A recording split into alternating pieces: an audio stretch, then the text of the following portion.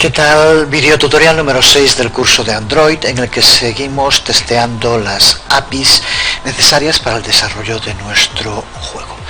Vamos a empezar en este video tutorial a ver cómo nuestra aplicación puede recibir información, los diferentes dispositivos de entrada desde los que Android puede interactuar con los jugadores.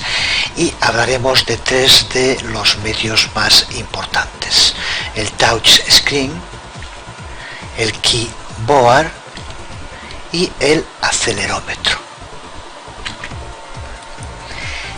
Cuando hablamos de dispositivos móviles, el touch screen es probablemente el modo más importante para obtener inputs del usuario. Hasta la versión 2.0 de Android, la API solo soportaba el procesamiento de eventos touch con un único dedo.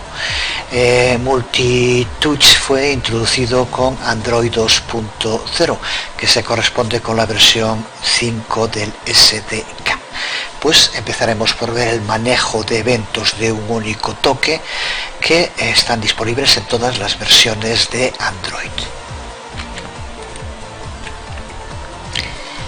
Cuando hablamos de programación orientada a objetos y de eventos, prácticamente siempre hay que hablar de listeners, de escuchas o vigilantes. Con los eventos touch pasa exactamente lo mismo. Son pasados a la implementación de una interface de nombre onTouchListener, que se registra con una view. Esta interface onTouchListener tiene un único método, que es el método onTouch, al que hay que pasarle dos argumentos. El primero es la view que el elemento touch ha enviado, y el segundo argumento se trata de una instancia de la clase motionEvent, que es la que vamos a tener que diseccionar para obtener el evento touch que nos interesa.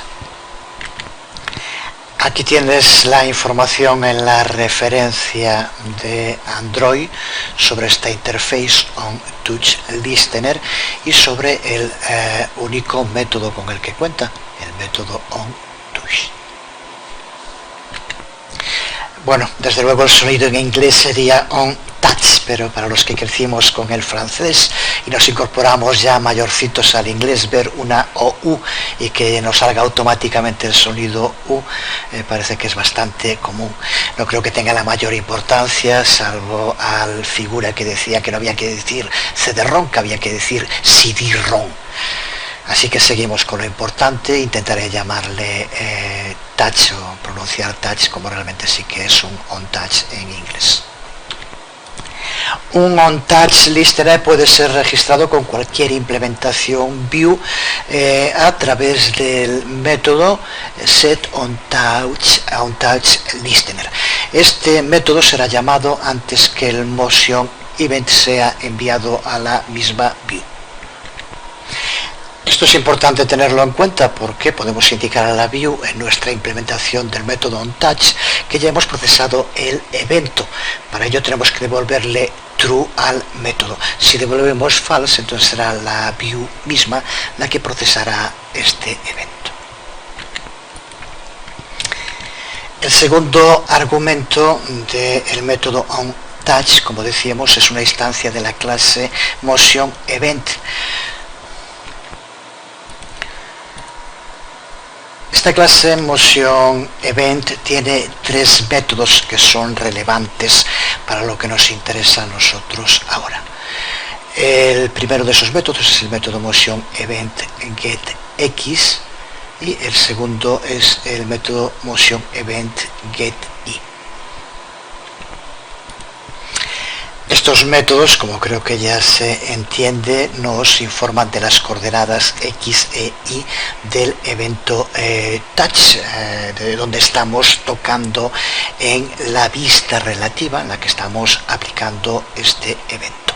El sistema de coordenadas es definido con el origen en la esquina superior izquierda de la view. El eje X apunta hacia la derecha y el eje Y apunta hacia abajo.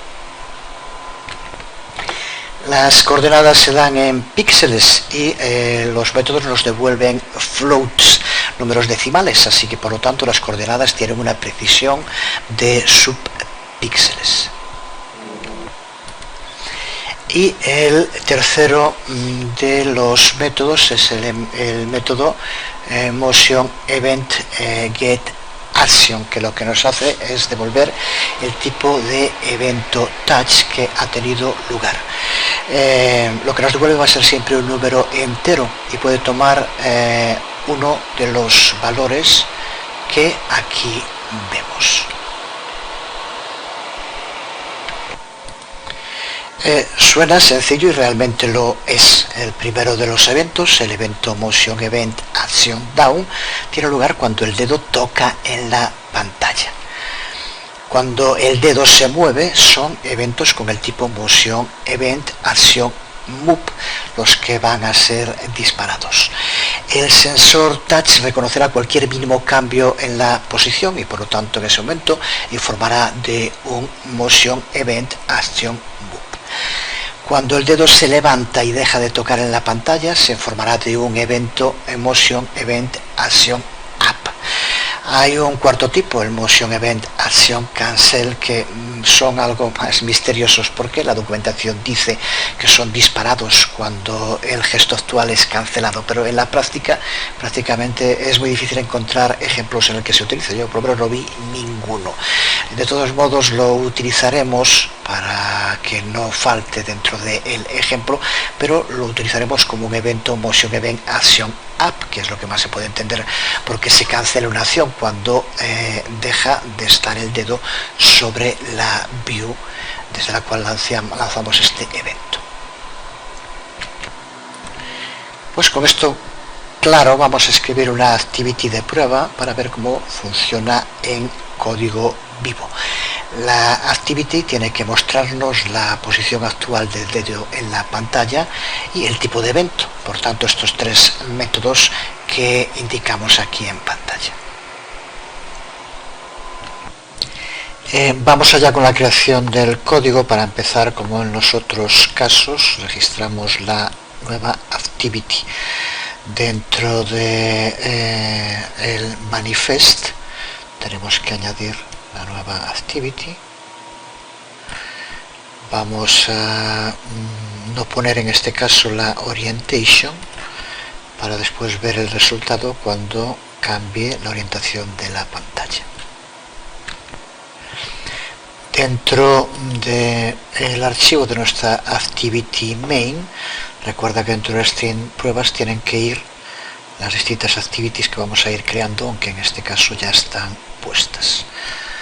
Y en tercer paso creamos dentro del paquete que estamos utilizando un nuevo archivo con el nombre de la activity. Es en lo que nos encontramos ahora. Ya tenemos incluido el package. Vamos ahora a incluir los imports. Nada nuevo. Incluimos ahora desde luego el View on Touch Listener y el Motion Event.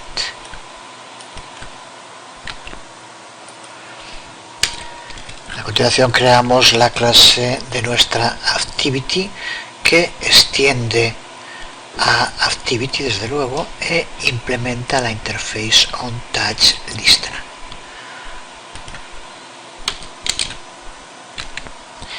Y para empezar vamos a crear dos miembros exactamente igual que en la Activity Life Cycle que creamos en el anterior video tutorial. Uno va a ser un string builder que usaremos para construir nuestro string con los eventos y un test view para mostrar en pantalla. Y a continuación creamos nuestro método onCreate. De nuevo también, exactamente como hacíamos en la anterior activity. El contenido también es muy similar, aunque tiene alguna novedad que iremos explicando. Las tres primeras líneas, igual es el super, que ya sabemos, la llamada a la instancia superior, la instanciación del test view, y configuramos el contenido de ese TestView con el uso del método setTest y aquí ponemos un string, que es lo que va a aparecer en un principio en el TestView.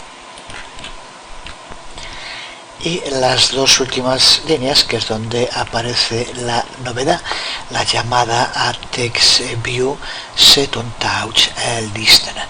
Ya dijimos que los eventos se registran siempre en views y aquí es el TestView donde vamos a registrar nuestra actividad para que pueda recibir motion events. En la última línea simplemente configuramos con setContentView, como decíamos, aplicado al TextView que hemos creado. Pues lo que nos queda ahora por hacer, si recuerdas los pasos que dijimos, es la implementación del método onTouch.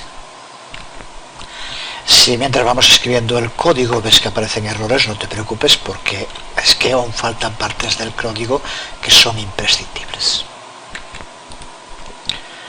Así que sobreescribimos el método onTouch. Como argumentos ya sabemos que view tiene que ser el TestView, así que por tanto no tiene nada que explicar y nos centramos en ver cómo obtener el tipo de evento touch y añadirlo a un string que lo identifique en nuestro string builder.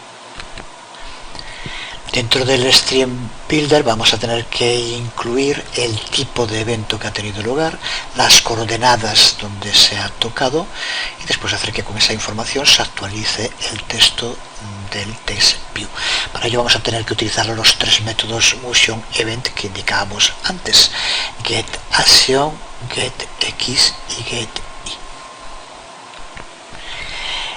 También, como hacíamos en la anterior activity que creamos, vamos a hacer log de cada evento para que aparezca en el logcat y poder ver el orden en el que han pasado los eventos. En el TestView, cuando se muestre un evento, el anterior va a desaparecer. Vamos a limpiar el Stream Builder cada vez que haya un onTouch. Por tanto, para poder ver el orden en el cual se han ido sucediendo los eventos, lo podemos ver en el logcat. Así que siempre que haya un onTouch, lo primero que vamos a hacer, como decíamos, es limpiar el Stream Builder. Así que de este modo configuramos su valor a 0 y es lo primero que se hace cuando hay un touch. Ahora vamos a ver cómo recuperar el tipo de touch que se ha llevado a cabo. Ya vimos antes que puede devolver distintos valores numéricos, tenemos unas constantes para saberlo.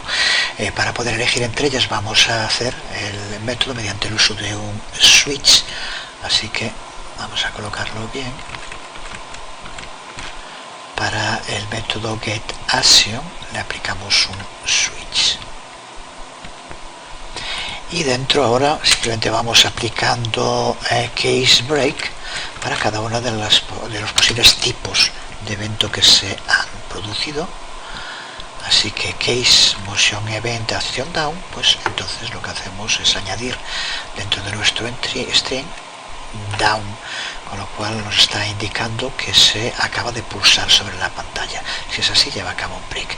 Pues para las otras posibles opciones hacemos exactamente lo mismo con case break. ¿Qué es lo que podemos ver aquí? Para cada uno de los posibles tipos de evento usamos un case, action down, action move, action cancel y action up. Y dependiendo del case que sea el correcto, añadimos a nuestro string builder un string distinto. Pues con este switch tenemos ya determinado cuál es el tipo de evento y lo tenemos dentro de nuestro array string. Ahora tenemos que hacer lo mismo con el uso de los métodos getX y getY de los que ya hablamos. Los podemos ver aquí usando de nuevo append, event getX, un append para separarlo, para dejar un espacio y una coma y un espacio, para que no aparezcan los dos getX y getI juntos, y posteriormente event getI. En fin, esto no tiene ni mucho menos nada que explicar, creo que está clarísimo. Recuerda que aquí nos está pasando un float. Lo primero que vamos a hacer es convertirlo a un string, que es necesario para mostrar después en el test view. Así que creamos un string al que llamamos test y convertimos el contenido de builder en un string con el uso del método toString. Tampoco nada que explicar. Y ahora usamos el contenido de este string test para mostrar tanto en el test view como en el log.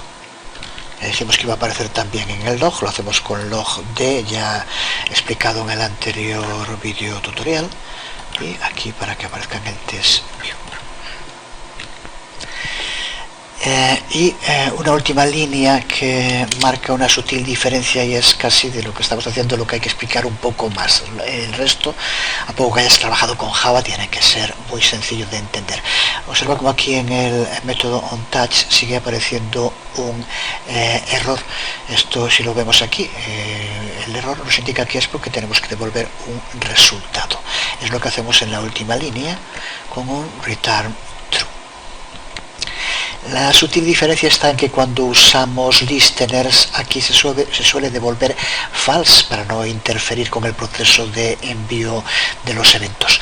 Pero si en este código lo hacemos así, ponemos aquí false, el único de los eventos que tendríamos sería el primero, el action down, porque siempre antes de nada tenemos que pulsar sobre la pantalla. Pero como ese evento no pararía, seguiríamos pulsando sobre la pantalla, aunque estuviéramos moviendo, no aparecerían los otros eventos. Así que devolviendo true, como hacemos aquí, cada vez que se llame al método onTouch, al acabar de ejecutarse el método, le decimos al testView, que es el que está usando este evento, que ha finalizado el evento, y por tanto podrá volver a ejecutarse con los siguientes eventos que vayamos llevando a cabo, que es lo que queremos que ocurra. Pues ya está, este es todo el código que necesitamos para nuestra segunda activity no main. Vamos a ejecutarla en el emulador y verla en funcionamiento. De nuevo no volvemos a repetir cómo hay que activar el emulador y demás. Aquí tenemos nuestra aplicación. De momento las dos activities que ya funcionan. Si pulsamos en la segunda, single touch test, que es la que acabamos de crear, observa como para empezar nos aparece el test view que indicamos con un string, y ahora cuando pulsemos down y las coordenadas x e y, cuando movamos move, y van apareciendo las coordenadas x e y donde se encuentra en cada momento, y cuando el dedo suelte la pantalla, el up en el lugar donde tuvo lugar también. Podemos repetir el proceso, down, move, up. Antes, cuando declaramos la activity, ya dijimos que no íbamos a poner la orientation para que funcione tanto en portrait como en landscape, porque desde luego las coordenadas van a variar porque varía el tamaño de la pista. En este caso ocupa la pantalla, podría ser una parte, incluso veremos en su momento como a pantalla completa sin tener en cuenta las barras que aparecen, pero desde luego si está en modo retrato, en modo portrait, las dimensiones cambian. Pues de nuevo se adapta, como vamos a ver ahora. Vamos a hacerlo para empezar. Recuerda que es con control F11. Vamos a pasar a el modo landscape, aquí lo que vemos, y ahora vemos cómo nos puede dar valores mucho mayores en ancho. Prácticamente lo que hace es cambiar de ancho a alto y de alto a ancho, ¿no? Sigue dando los valores de acuerdo con el tamaño del view, en este caso el test view que estamos utilizando. Hay unos cuantos fixes que hay que tener en cuenta para el funcionamiento de touch en los primeros dispositivos, en las primeras versiones de Android. Pero en fin, creo que se puede recargar demasiado, querer abarcarlo todo, así que creo que queda claro el funcionamiento de Single Touch Test, y vamos a pasar ahora a ver cómo hacerlo con Multi-Touch Test, que ya en sí también tiene cierta complicación. Con los eventos multitouch el tema se complica. La API multitouch ha sido incluida dentro de la clase Motion Event, que originalmente solo manejaba toques simples, lo que ya de entrada provoca confusiones. A esto se añade que a partir de la versión 8 del SDK con Android 2.2 se ha remozado con nuevos métodos y constantes, e incluso con la modificación del nombre de alguna constante, como ya veremos. El problema de estas modificaciones, que sin duda facilitan el trabajo con los eventos multitouch, es que no es compatible con las versiones Android anteriores, por lo que métodos y constantes que se usaban en esas versiones son lo que se denomina deprecate o no aconsejados, aunque sí siguen siendo soportados, ya que de no hacerlo no funcionaría con ningún dispositivo con la versión 2.0 y 2.1. La versión 2.0 fue la que empezó a soportar multitouch. En cuanto a la implementación, manejar multitouch tiene bastantes similitudes con el manejo de eventos de un único toque. Seguimos implementando la misma interface OnTouchListener que hemos implementado para los eventos Single Touch, y también tenemos una instancia Motion Event para leer los datos. Y vamos a procesar los tipos de evento como hacíamos también antes, con Motion Event, Action Down, Action Up, Action Move, etcétera, aunque ahora hay que añadir alguno más. Pero la información que tenemos que recopilar ahora hace referencia no a un único dedo, sino a varios. Así que tenemos que contar con algún tipo de valor índice que nos permita determinar a qué dedo en concreto se debe una determinada acción.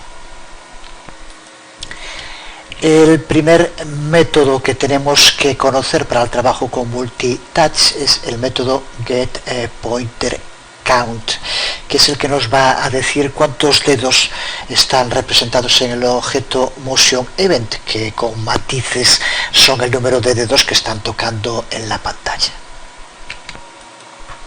Y llegamos al punto clave, porque desde el momento en el que los objetos Motion Event nos están informando de más de un dedo, tenemos que empezar a tratar con los punteros índice y los punteros ID o identificadores. En los eventos de un único toque, que ya vimos cuando queremos acceder a las coordenadas de un evento touch, es tan sencillo como usar los métodos Motion Event getX y Motion Event getY. Pero cuando procesemos eventos multitouch vamos a tener un getX y un getY por cada dedo, dedos que además pueden estar tocando y dejando de tocar la pantalla en cualquier momento. Vamos a tener que usar variantes sobreescritas de estos métodos y van a tener que tomar un, así podemos llamarlo, pointer index, así se le llamará también en el código, un puntero índice. Sería algo como esto que vemos aquí. De todos modos sigue pareciendo muy sencillo, simplemente un índice para cada dedo. Así que para el primer dedo con el que pulsamos, pues el pointer index 0. El siguiente dedo con el que pulsemos, el pointer index 1, y así sucesivamente, y ya está solucionado. El problema es que no es algo tan sencillo. De momento lo que tenemos que recordar es que el puntero índice, por lo tanto, siempre empieza en 0 y va dando un valor correlativo a cada uno de los dedos que posteriormente vaya pulsando. Así podemos tener un puntero índice 0, índice 1, índice 2 y sucesivamente. Y para poder usar métodos como getX o getY y en multitouch, siempre vamos a tener que pasarle este puntero índice. Ya está. ¿Para qué sirven entonces los punteros IDs o punteros identificadores? Se trata también de valores enteros que representan los dedos que están siendo rastreados. Los punteros IDs empiezan también en 0 para el primer dedo que toca la pantalla, pero no siempre va a seguir este mismo orden. Ten en cuenta que los dedos van a estar tocando y dejando de tocar la pantalla constantemente. Piensa en el puntero ID mejor como en el nombre de ese dedo mientras esté siendo rastreado por Android, y como ocurre con nuestro nombre, por ejemplo, no cambia nunca. Veámoslo en una práctica concreta. La más sencilla posible, pero el mecanismo es exactamente el mismo. Imaginemos un par de secuencias de toques para dos dedos, empezando con el dedo down, cuando el dedo primero toca en la pantalla. A este dedo se le va a asignar un pointer index 0 y también un pointer ID 0. A continuación, dedo 2 down, el segundo dedo toca la pantalla. Se le asignan el pointer index 1 y pointer ID 1. Hasta aquí todo bien. Si fuera siempre así y el dedo que primero pulsa es el que primero se levanta y el segundo exactamente lo mismo, pues sería más sencillo. Pero ya sabemos que para nada es así. En cualquier momento se puede levantar cualquier dedo, aunque sea el que se haya pulsado también el último, no siga en el mismo orden desde luego. Pues por eso necesitamos esos dos punteros. Recuerda que el puntero identificador es como el nombre, no cambia mientras que el dedo siga tocando la pantalla desde luego. Sin embargo, el puntero índice es la posición de toque, si es el primero que ha tocado, el segundo, el tercero, etc. Así que veamos ahora lo que ocurre cuando los dedos se levantan. Cuando el dedo primero se levanta, su pointer index, que era 0, y su pointer ID, que también era 0, desaparecen desde luego. Si ese dedo vuelve a tocar la pantalla más tarde, será un nuevo dedo. El sistema no puede saber que un dedo que ahora toca es el que estuvo tocando hace un minuto, por lo menos de momento no puede. En fin, cuando el dedo deja de tocar la pantalla, se eliminan tanto su pointer ID como su pointer index.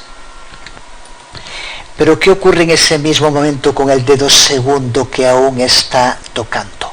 Su pointer ID va a seguir siendo 1, ya sabemos que no cambia, es como su nombre. Sin embargo, su pointer index sí que va a cambiar. Ahora pasará a ser pointer index 0, porque es el más antiguo de los dedos que está tocando la pantalla. El primero de los que están tocando la pantalla, de todos los que puedan seguir tocándola en ese momento. Creo que con esto debería estar clara la diferencia entre estos dos tipos de puntero. El puntero ID se asigna y no cambia mientras el dedo siga sobre la pantalla, mientras que el puntero índice marca la posición cuando se ha tocado, como el escalafón. Puedes estar tercero en el escalafón y cuando el que está de primero se jubila, pasas a ser el segundo. Pues con el pointer index pasa exactamente lo mismo. Cuando el primer dedo que había tocado deja de tocar, el segundo que tenía el pointer index 1 pasa a ser el pointer index 0. Los punteros IDs, por tanto, son los que las aplicaciones van a usar para poder enlazar los eventos que tengan lugar asociados con un dedo en concreto, aunque haya los dedos que haya en la pantalla. El tema ahora es de qué modo podemos relacionar estos dos punteros, el puntero índice y el puntero identificador, ya que el puntero índice, como acabamos de ver, puede estar cambiando. Pues para eso hay un método, faltaría más. Es el método llamado Motion Event Get Pointer Identifier, al que, como vemos, como argumento tenemos que pasarle el pointer index. Así que por lo tanto lo que hace este método es obtener el puntero ID de un dedo en concreto a partir del puntero index. El puntero ID no cambia nunca, el puntero index está cambiando. Así que muy bien, así sabemos cómo obtener el puntero ID o el puntero índice, pero ¿cómo hacemos para obtener el puntero index? Y escarbando tanto, llegamos al auténtico corazón, no ya de la aplicación, sino de la propia máquina. Porque veamos lo que tendremos que hacer para obtener el pointer index, el puntero índice de un dedo en concreto. Es esto que vemos aquí en pantalla, un código bastante enrevesado. Aunque en teoría se reduce al uso de dos constantes, ya que el tipo de evento lo obtenemos a través de motion event get action, que ya hemos utilizado también en el ejemplo con single touch. Recuerda que este get action nos va a devolver un integer que hace referencia a down, move, up, cancel, dependiendo del tipo de acción que tenga lugar. El tema es que ahora, para poder obtener el puntero índice a partir de la acción que ha tenido lugar en este evento y de las constantes, vamos a tener que llevar a cabo una bitwise operation AND, una operación binaria AND, usando el integer que nos devuelve get action y otro valor integer que tiene esta constante. Constante que, como su propio nombre indica, tiene siempre el mismo valor, que es el que vemos aquí en pantalla. Por tanto, se trata de una operación puramente matemática en base 2 de tipo lógico, ya que usamos el operador AND, como acabamos de decir. No vamos a ponernos ahora a hablar de código binario, pero no queda otro remedio que entender esto para poder comprender cómo aplicar los distintos métodos de motion event cuando hablamos de un evento multitouch. Si todo esto no fuera necesario para entender cómo escribir nuestros métodos cuando trabajemos con multitouch, desde luego que no lo habríamos visto. Y aún tenemos que hablar un poco más de cómo se lleva a cabo esta operación binaria y las consecuencias que tiene. Pero en lugar de entrar a saco ahora con esto, si está entendido lo visto hasta aquí, vamos mejor a empezar con la práctica, y eso nos permitirá explicar mejor qué, por qué y cuándo necesitamos determinar el puntero índice a partir del puntero identificador, que es de lo que va en el fondo todo esto, como ya debemos tener claro si hemos seguido lo visto hasta ahora. Vamos allá con esta práctica multitouch. Queremos mantener la pista de los 10 dedos. Android le asignará punteros identificadores de 0 a 9 para estos dedos en la secuencia en la que vayan tocando en la pantalla, y vamos a poder mantener la pista de las coordenadas de cada puntero identificador y el estado del toque, si está tocando en la pantalla o no, y mostraremos esa información a través de una text view, como ya hicimos en las otras pruebas. Vamos a llamarle a nuestra activity multitouch test siguiendo los nombres que ya les hemos dado en el array pruebas, donde ya lo tenemos dentro de fundamentales Android Java con el nombre de multitouch test, y recuerda añadir la activity dentro de fundamentales Android. Creamos la clase para dentro de nuestro paquete y ya estamos preparados para empezar a escribir el código Java. Como siempre, empezamos con los imports y en la definición de clase vamos a implementar la interface on touch listener, como ya hicimos con la activity de un único toque. Y dentro de la clase, además de los dos miembros que ya hemos utilizado en los anteriores ejemplos también, para poder mantener la pista de las coordenadas y el estado de toque de los 10 dedos, vamos a añadir 3 nuevos miembros array que contendrán esa información. Se trata de los arrays X, E, Y, que contienen las coordenadas para cada puntero ID, y el array tocado, donde se almacena si el dedo con ese puntero ID está down, está tocando la pantalla o no. A continuación creamos un método helper que nos va a servir para mostrar el estado actual de los dedos en el TextView. Se trata de un código muy sencillo, simplemente lo que hace es iterarse con un loop for a través de los estados de los 10 dedos y los concatena a través de un string builder.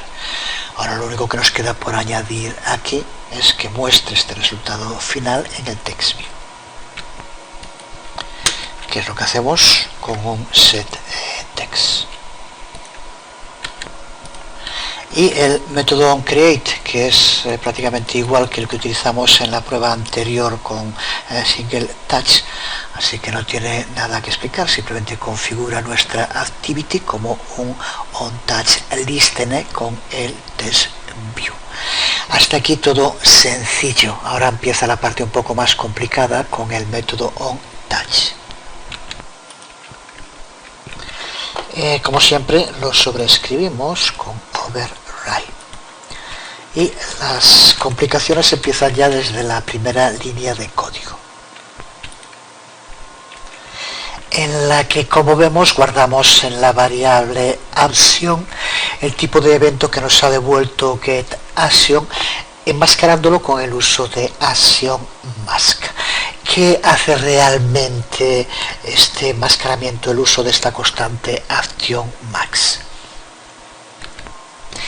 Como podemos ver en este ejemplo en el blog oficial de Android, en el que se usa esta constante actionMask, lo que aquí dice es que nos devuelve la constante que se corresponde con el tipo de evento que nos ha devuelto getAction. Si buscamos en la documentación oficial de Android, podemos ver el valor de esa constante, que por lo tanto es una máscara en bits, que junto con el valor, el entero que nos devuelve event getAction, nos permite convertir esa acción en su valor binario mediante el uso de la operación lógica AND. Así que ahora tenemos su valor en binario que necesitaremos en el resto del código. A continuación es cuando vamos a tener que extraer el pointer index a partir del motion event, del evento que ha tenido lugar, con la línea de código que ya veíamos antes. Voy a mover un poco hacia abajo el lienzo para verlo mejor. Esta línea, que recuerda que veíamos en la parte teórica y justo quedábamos aquí, al final la encontramos de nuevo, no hay manera de salvarse de ella. Vamos a separarla también un poco para diferenciarla. De nuevo volvemos a encontrar con un event getAction, con una operación lógica con el uso de AND, y la primera de las constantes, actionPointer y de mask. Para complicar un poco más el tema, tanto esta constante como esta otra constante que tenemos aquí forman parte de las constantes que decíamos antes que se han renombrado a partir de la API 8 de Android.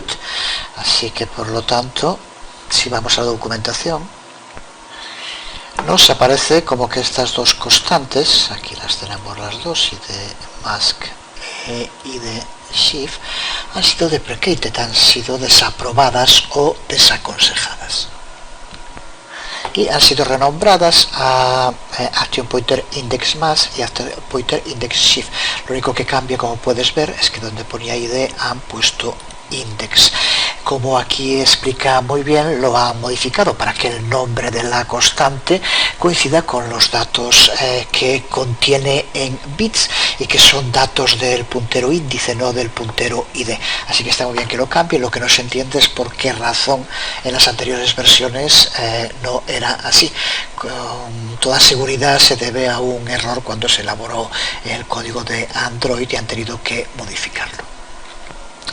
Es normal, quien no se equivoca 1000 veces todos los días, pero el problema es que si usamos el nuevo nombre no nos va a funcionar en las versiones 2.0 y 2.1 de Android, mientras que si seguimos escribiendo los nombres de las constantes que ahora están desaprobadas, pero que sin embargo se pueden seguir utilizando. Así que usaremos por tanto ID después de explicar esto, que es importante tenerlo claro, y así conseguimos que nos funcione en todas las versiones de Android que permiten multitouch, que recuerda que es de la 2.0 y superiores. Así que aunque usemos un nombre de constante, vemos su información en el otro, porque lo único que ha cambiado es el nombre, el contenido es exactamente el mismo. Y lo cierto es que está muy bien explicado, dentro de lo bien que se pueden explicar estos temas. Al fin y al cabo, intentamos abarcar algo que no se relaciona con el modo que razona nuestro cerebro, sino con el modo con el que razonan las máquinas, y es bastante distinto. Pero para saber el puntero índice de cualquiera de los dedos que está tocando sobre la pantalla no queda otro remedio que ir al código máquina. Aquí nos lo dice claramente. Esta constante lo que hace es contener los bits del código de una acción determinada, y que es usado con las constantes Action Pointer Down y Action Pointer Up. Son dos constantes nuevas en multitouch, aún no las vimos, hablaremos de ellas en un momento y las incluiremos también en el código, desde luego. Observan esta parte de la ecuación, en este caso creo que le podemos llamar así. Si estuviéramos escribiendo, aquí vendría bien poner un emoticón de sonrisa para relajarse un poco. Pues podemos ver en esta parte de la ecuación que va entre paréntesis, ya que llevamos a cabo una operación lógica AND con el integer que nos devuelve por un lado getAction y con la constante Action Pointer ID Mask o Action Pointer Index Max, de la que acabamos de hablar ahora. Valor de esta constante, que en concreto lo vemos también en la documentación, es el valor que aquí vemos. Pues con el valor de esta primera operación, pasado a la segunda constante, Action Pointer ID Shift, nos permite extraer de las entrañas del propio procesador, cambiando la posición binaria, el pointer index, el puntero índice real, que es donde están almacenados los distintos cambios up o down que se han llevado a cabo sobre la pantalla. Mirando de nuevo en la documentación, vemos que el valor de esta constante de Action Pointer Index Shift o de ID Shift, recuerda que es exactamente lo mismo, es el valor que aquí vemos, un valor de 8.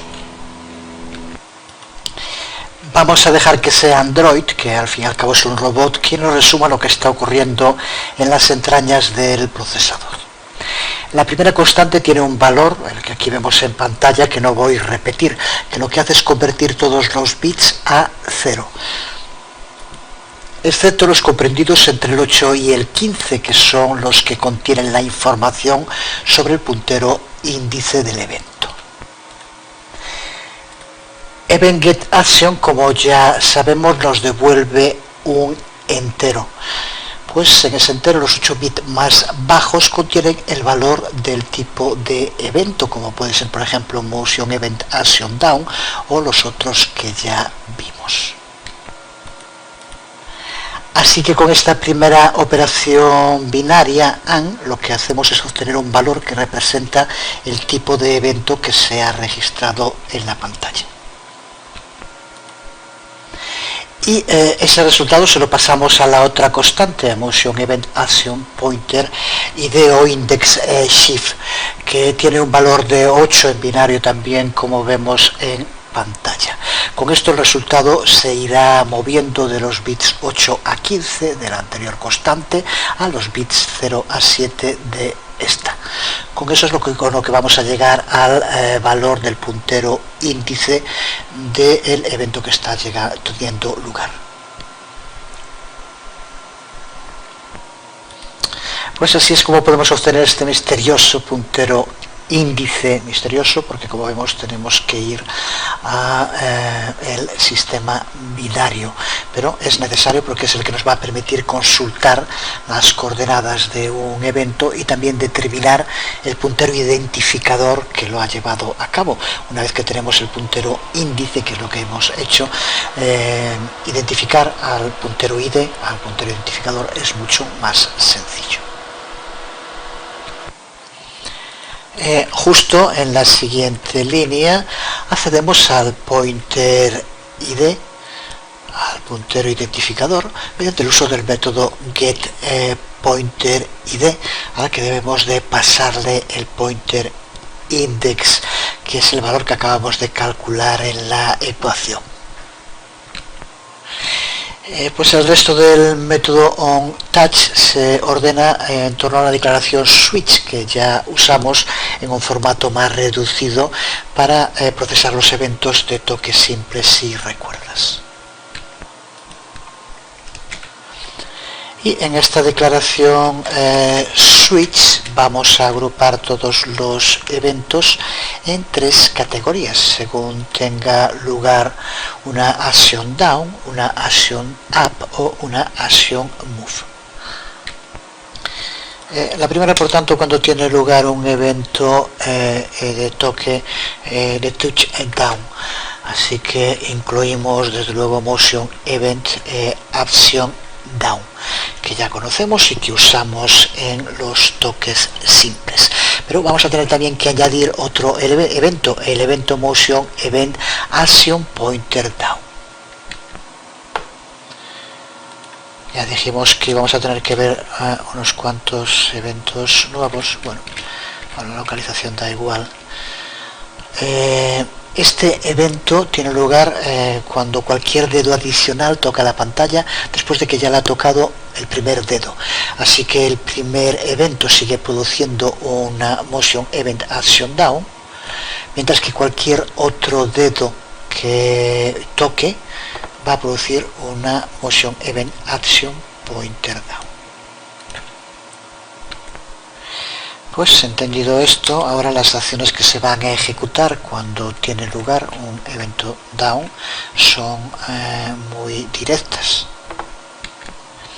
Convertimos el valor del array booleano tocado que creamos antes y al que, para saber cuál en concreto es, le pasamos el pointer id, lo convertimos en true y determinamos las coordenadas x e y donde se está tocando ese puntero id en concreto mediante el uso de getX y getY, al que, recuerda, tenemos que pasarlo el pointer index para saber a cuál nos estamos refiriendo. El siguiente case para action up es prácticamente igual, así que simplemente lo pegamos. Como vemos, lo aplicamos tanto a action up como a action pointer up y también al action cancel del que ya hablamos. En cuanto al evento action pointer up, es muy análogo al action pointer down que vimos hace un momento. Es disparado cuando un dedo es levantado de la pantalla, pero algún otro dedo sigue tocando la pantalla. El último dedo en la pantalla que se levante será el que produzca un motion event action up. El resto de los dedos que se vayan levantando de la pantalla, pero que aún quede algún otro, desencadenan un evento action pointer up. Recuerda que desde luego el último dedo que se levanta no tiene por qué ser el primero que se haya pulsado, ni mucho menos. Las acciones que se desencadenan son exactamente las mismas que en el caso anterior, así que no hay nada que decir. Y el último case de nuestro switch, que será para los eventos move. Tiene algunas diferencias respecto a los anteriores, ya que un mismo motion event puede tener datos para múltiples eventos. Estos eventos desde luego tienen que ser del mismo tipo, y en concreto solo pueden ser de un tipo, que es justo de este tipo, un move. No puede pasar con los otros, pero con move sí que puede ocurrir que una misma motion event tenga datos de eventos distintos, de distintos move. Para comprobar cuántos eventos están contenidos en un único motion event, tenemos que usar el método getPointerCount. Es el que nos dice las coordenadas de cuántos dedos contiene un motion event. Sabido esto, el resto es sencillo, lo podemos resolver con un loop for que se itera el número de veces que nos ha devuelto este método. En cada uno de los casos irá accediendo a la información de getPointerID, cuál es el puntero, y getX y getY, cuáles son sus coordenadas. Exactamente lo que vemos aquí. Con esto tenemos nuestro switch terminado, y una vez que ya ha sido procesado el evento, lo que hacemos es actualizar el TextView a través de una llamada a el método updateTextView, que recuerda que es el método helper que creamos al principio del código este que tenemos aquí.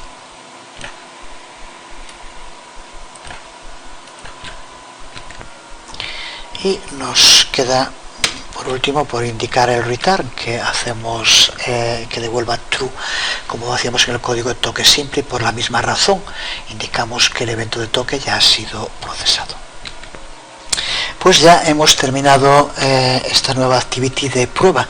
El emulador no cuenta con multitouch, ya que solo contamos con el puntero de el ratón. Puedes probarlo en un dispositivo Android y verlo en funcionamiento, pero aquí en pantalla no puedo grabarlo. Si lo pruebas en un dispositivo, verás cómo va mostrando en el TextView la ID y localización de los distintos dedos que vayan tocando. Ahora no lo probamos porque en el emulador iba a funcionar como lo hacía el de Single Touch, y este video tutorial ya de por sí ha quedado largo y denso. Tómatelo con calma, trabaja con los ejemplos de código, busca otros similares como el que mostré antes en el blog oficial de Android. Multitouch es clave para el futuro de los dispositivos móviles y es necesario conocerlo y saberlo usar. Creo que con lo visto tienen que estar puestas las bases para ello, y ahora el trabajo de cada uno es el que marcará la diferencia, como siempre. Pues nada más, quedamos aquí por hoy. Seguiremos en el próximo video tutorial viendo nuevas APIs más sencillas y llevaderas que esta prometido. Os habló Jesús Conde, nos vemos.